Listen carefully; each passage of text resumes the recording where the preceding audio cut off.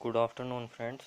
मेरा नाम है शुभम और आज जो है हम प्रॉफिट एंड लॉस मतलब लाभ और हानि वाले चैप्टर के बारे में पढ़ेंगे।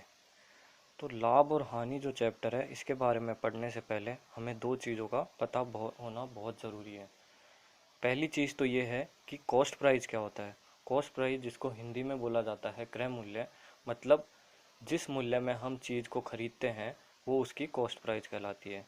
दूसरी चीज़ जो आती है वो है उसकी सेलिंग प्राइस अर्थात विक्रय मूल्य।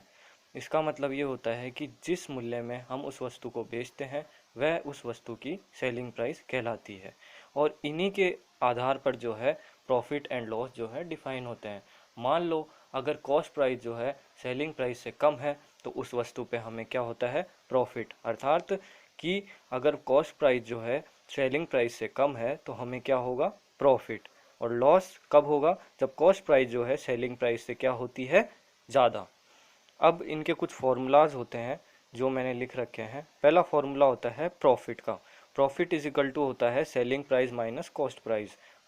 इसका मतलब क्या हुआ कि जब हमें सेलिंग प्राइस दे रखी हो, कॉस्ट प्राइस दे रखी हो और प्रॉफिट पूछ ले तो हम क्या करते हैं, जो विक्रय मूल्य होता है उसमें से कॉस्ट प्राइस को क्या कर देते हैं, कम कर देते हैं, तो हमें प्रॉफिट मिल जाता है। और लॉस कब मिलता है, जब हम कॉस्ट प्राइस में से सेलिंग प्राइस को कम कर देते हैं, अर्थात जब विक्रय मूल्य में से विक्रय मूल्य को घटाएंगे हम तो हमें हानि प्राप्त हो जाएगी।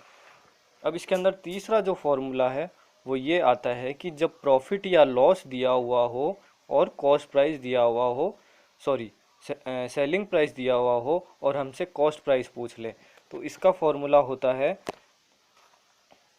Cost price is equal to selling price minus profit.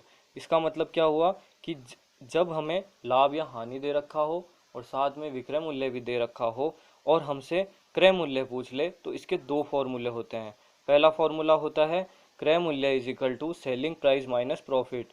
इसका मतलब क्या हुआ कि जब हम सेलिंग प्राइस में से जो लाभ हमें हुआ है उसको कम कर देंगे तो हमें कॉस्ट प्राइस मिल जाएगी। दूसरा जो फॉर्मूला होता है वो ये होता है कि cost price is equal to selling price plus loss. जो विक्रय मूल्य है उसमें जो हमें हानि हुई है अगर उनको जोड़ देते हैं तो हमें क्रय मूल्य प्राप्त हो जाता है। इसी तरह से इसका चौथा फॉर्मूला है जब प्रॉफिट और लॉस के साथ साथ हमें कॉस्ट प्राइस दिया हुआ हो और सेलिंग प्राइस पूछ ले। क्या मतलब हुआ कि क्रय मूल्य दे दे साथ में लाभ और हानि दे दे तो हमें विक्रय मूल्य वो पूछ सकता है और आराम से निकाल सकते हैं। इसके दो फॉर्मूले होते हैं, selling price equal to cost price plus profit, मतलब विक्रय मूल्य इज इक्वल टू क्रय मूल्य प्लस लाभ। क्रय मूल्य और लाभ को जोड़ेंगे तो हमें विक्रय मूल्य मिल जाएगा।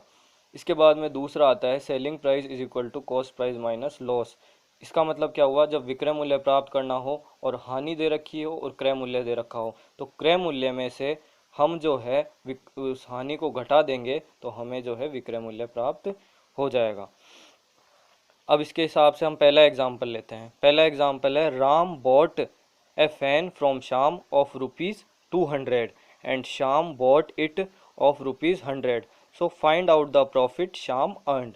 क्या कह रहा है सवाल कि राम ने एक पंखा श्याम से खरीदा, कितने रुपए का, 200 रुपए का, और श्याम ने जो है वह पंखा कितने में खरीदा था, 100 रुपए का। So find out the profit Shyam earned. तो हमें क्या करना है, लाभ पता करना है जो शाम ने कमाया है। तो कॉस्ट प्राइस जो है शाम के लिए वो फैन की कितनी है, 100 रुपये की, इसमें दे रखा है कि भाई 100 रुपये में खरीदा है। और सेलिंग प्राइस ऑफ फैन कितने की है शाम के लिए, 200 रुपये की, ठीक है, 200 रुपये की। और प्रॉफिट का